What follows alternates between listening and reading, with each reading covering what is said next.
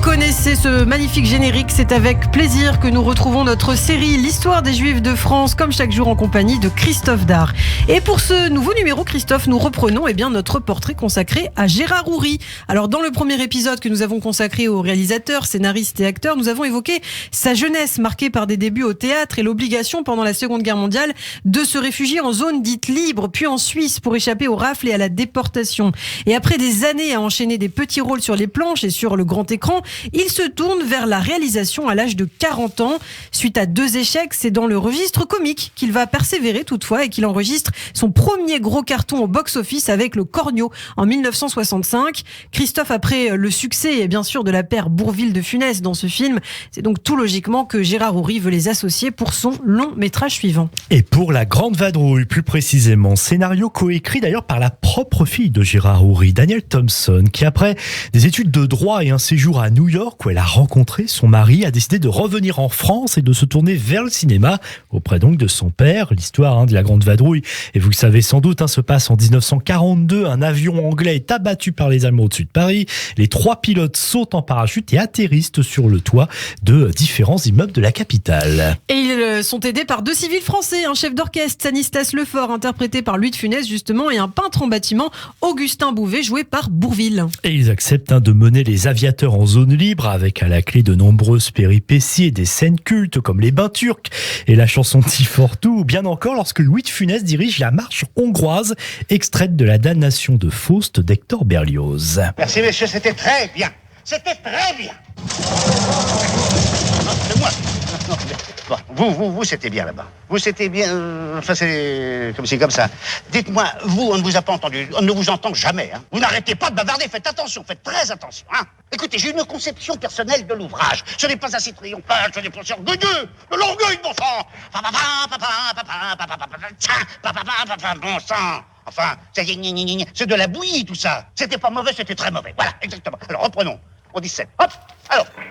On ne s'en lasse pas. Pour l'anecdote d'ailleurs, c'est Louis de Funès lui-même qui a dirigé l'orchestre. Et oui, il était musicien d'origine au moment du tournage, ce qui a forcément agréablement surpris les musiciens de l'Opéra de Paris. Et La Grande Vadrouille est alors le film français le plus cher de l'époque, mais les frais engagés vont être largement épongés, puisqu'avec plus de 17 millions d'entrées, La Grande Vadrouille fait mieux que Le Cornio. Et sachez qu'il va rester 31 ans jusqu'en 1997 à la place du film le plus vu au cinéma, détrôné cette année-là par Titanic, et du même coup aussi pendant 42 ans le film français qui fait le plus d'entrées au box-office jusqu'en 2008, et cette année-là c'est Bienvenue chez les Ch'tis qui prend cette première place. Il faut aussi noter le succès à l'étranger de La Grande Vadrouille et puis les critiques positives aussi d'une grande partie de la presse, ce qui n'avait pas été le cas sur Le Cornio. Certains saluent un duo à la Laurel et Hardy. Et en l'espace de 2 films, donc Gérard Houry est devenu un réalisateur reconnu. Et en 1968, il tourne son 6e film, Le Cerveau, dans lequel on retrouve Bourvil et Jean-Paul Belmondo dans les rôles principaux. Dans les rôles de 2 malfrats qui veulent attaquer un train transférant les fonds de l'OTAN.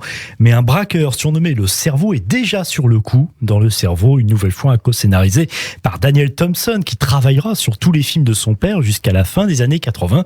Figure aussi au casting des stars internationales comme le Britannique David Niven, Oscar du meilleur acteur 1959, et qui avait remporté et qui avait triomphé dans plusieurs films comme Les Canons de Navarone, La Panthère Rose ou Les 55 jours de Pékin, et puis dans une moindre mesure un autre acteur, l'américain Eli Wallach, car Le Cerveau effectivement vise le marché mondial. D'ailleurs, la Gaumont et Paramount vont travailler ensemble au financement. Preuve que Gérard Houry voit grand, des moyens spectaculaires sont mis à sa disposition sur le tournage. Le paquebot France est mobilisé dans le port du Havre et une réplique de la Statue de la Liberté est même fabriquée. Sorti en France en 1969, Le Cerveau est un carton, plus de 5,5 millions de spectateurs, mais bien en dessous du Cornio et de La Grande Vadrouille, ce qui va forcément décevoir un peu les producteurs.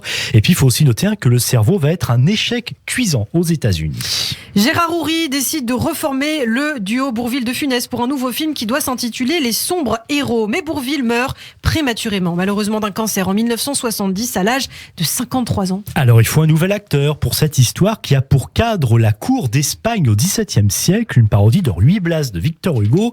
L'histoire est celle de de Don Salluste qui profite de ses fonctions de ministre des Finances du roi d'Espagne pour s'enrichir. Mais chassé de la cour par la reine, il décide de se venger et organise un complot avec son valet Blaise, qui est amoureux, lui, de la souveraine.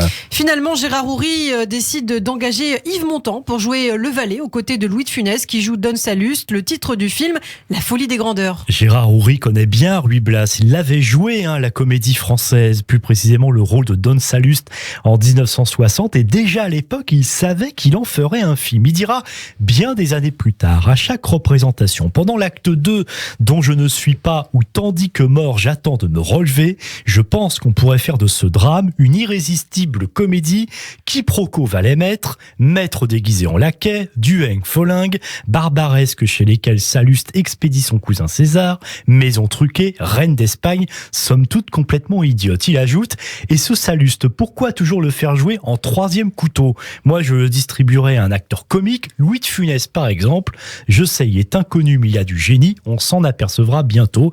Effectivement, à l'époque où Gérard Houry était sur les planches et songeait donc à faire ce film, eh bien De Funès n'était pas encore connu. Alors pour réaliser La folie des grandeurs, Christophe Houry dispose une nouvelle fois d'un budget colossal. Les décors et les costumes s'inspirent de l'œuvre du peintre Diego Velázquez. Et oui, on est vraiment dans l'Espagne du XVIIe siècle. Il y a des scènes cultes, il y a le striptease d'Alice Sapritch et puis cet échange mythique entre Yves Montand et Louis de Funès au moment du réveil de Don Salluste. C'est l'or, il est l'or de se réveiller. Monseigneur, il est 8h. Oui. Il en manque une. Vous êtes sort? Tout à fait ça. Ah ben ça alors. Et oui, effectivement, il en manque une. Un film qui va être remarqué aussi pour sa très belle musique composée par Michel Polnareff dans un style western très proche des films d'Ennio Morricone.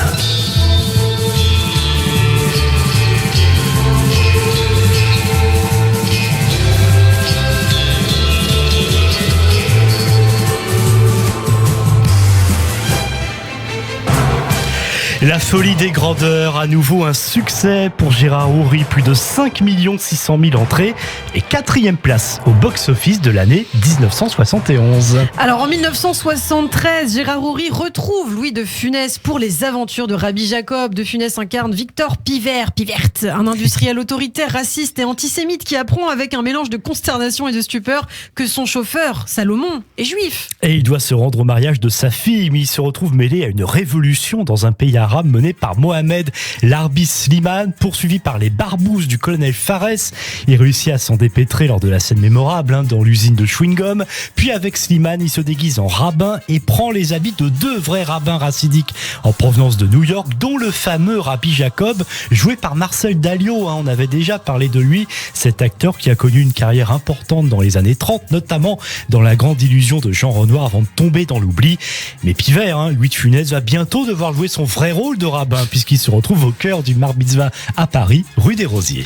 Et une fois de plus, la fille de Gérard Houry, Daniel Thompson, travaille sur le scénario aux côtés de Josie Eisenberg, qui a notamment été rabbin de la synagogue de la rue Saint-Isor à Paris. Et oui, il va devenir un conseiller du film. Forcément, il connaît bien et il a aussi été secrétaire particulier, Josie Eisenberg, du grand rabbin de France, Jacob Kaplan, entre 1961 et 1964. Et il faut savoir aussi, c'est important, qu'il était le créateur sur l'ORTF de la première émission de télévision en France consacrée au judaïsme, source de vie, dont il est le créateur, producteur et réalisateur à partir de 1968 jusqu'à son décès en 2017. C'est donc bien normal que l'on ait fait appel à lui pour le scénario des aventures de Rabbi Jacob. Ouais, il y a beaucoup d'anecdotes, Christophe, à raconter sur les aventures de Rabbi Jacob. C'est ce que nous verrons au prochain numéro de l'histoire des Juifs de France et la suite de ce portrait consacré donc à Gérard Houry. Merci beaucoup, Christophe.